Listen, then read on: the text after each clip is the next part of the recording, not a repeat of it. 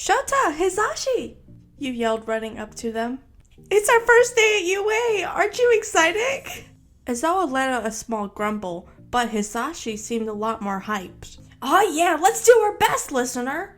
You were all walking into UA since all three of you had accomplished into the prestigious hero school.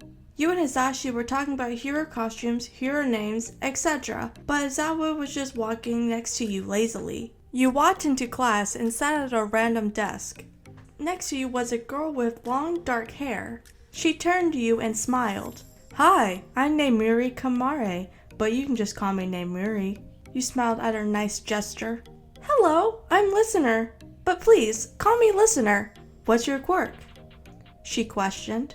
Oh, mine's is super speed. What's yours? That was the beginning of both becoming close friends. She introduced you to another classmate, Tensei Ida. You, Hisashi, Neumai, and Tensei became an inseparable group. When it became spring, the weather became warmer, so you all decided to go on a picnic. This picnic was going to be at this beautiful open field. There was a small hill with a sakura tree. Come on, Tensei, I'll race you up the hill, you yelled out. Oh, it's on. He yelled back, activating his quirk. But since your quirk was made for you to run as fast as speed of light, you won. Oh, you beat me again. He laughed. Both of you were unaware of the insanely jealous Aizawa watching you from afar. Since the others were so far from the hill, you and Tensei sat down to wait for them. He very randomly nudged you with his elbow and asked, Are you going to confess to Shota? You nearly choked on your own breath. How'd you know? Tensei laughed. Oh, come on, it's so obvious. You pouted. Is it really? You pouted more when he nodded his hard yes. You two continued talking as Aizawa watched you from afar. If he was being honest, he loves you. When he saw you wearing a sun hat and a beautiful picnic dress, his heart almost burst out of his chest. You were always so nice and encouraging, as well as beautiful. And there you were laughing with Tensei, and not him. When the others finally made it up the hill, Tensei sat up. Bad news, guys. We forgot the water bottles. I'm gonna get them. Neirumi, Hisashi, come with me. They nodded, and all three of them sent you a wink before walking away. That's when you realized they planned this all for you and Aizawa to be alone. Those sneaky weasels.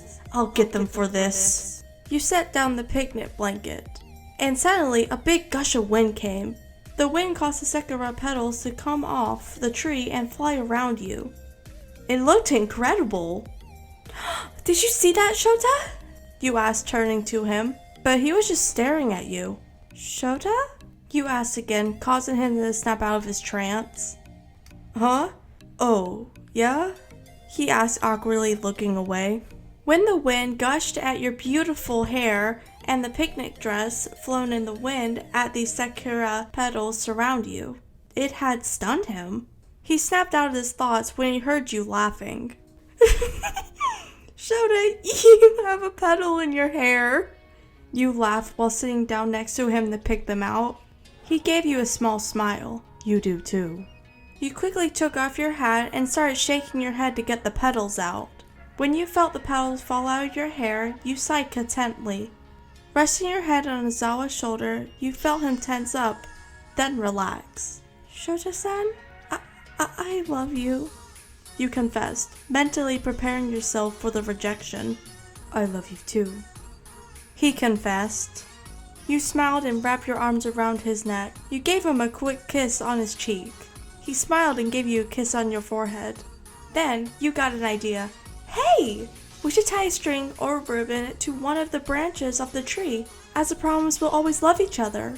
He nodded, and you quickly took off the ribbon wrapped around your hat and tied it to one of the branches. You smiled contentedly. 10 years later.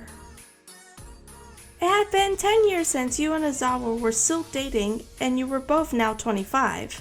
You and Aizawa both had a day off, and as it turns out, so did Neirumi, Hisashi, and Tensei. You all decided to have a picnic at the same spot you did all those years ago. You all walked up the hill, and it looked the same as it did last time you were here. It sure is long, Mha Listener, Naomi said. You sighed. Yeah, it's almost hard to believe. Little did you know, while you and Midnight were talking, the boys were encouraging Aizawa. Come on, you can do it! Hisashi whispered yelled. Aizawa took a deep breath. Listener, do you remember the ribbon you tied is still here? He asked. You stood up. Oh, let me look! You ran over to the branch, and sure enough, it was still there. Shota, I can't believe it's still here. You stopped talking when you turned around and saw Aizawa on one knee. Listener, ever since the first day we met, you've changed my life for the better. I don't know what I would do without you, so... He pulled out a box from his pocket and opened it. It revealed a ring. Will you marry me? Tears welled in your eyes as you ran over to him. Yes, of course I'll marry you! You said as he picked you up and spun you around. You both laughing with tears running down your face. Naomi, Hisashi, and Tensei were all cheering. Hisashi was recording the whole thing. This hill will always be a special place for you.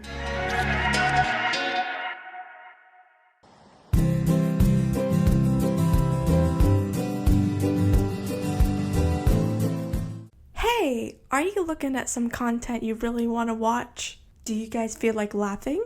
Then what are you waiting for? Come down to watch Mastermind 7. He does gameplay and funny videos. Not my words, his. Also, he does some food reviews. And he's also very, very underrated. So if you want to laugh, then go watch Mastermind 7. Man, this is unscripted. Stay tuned for part 2.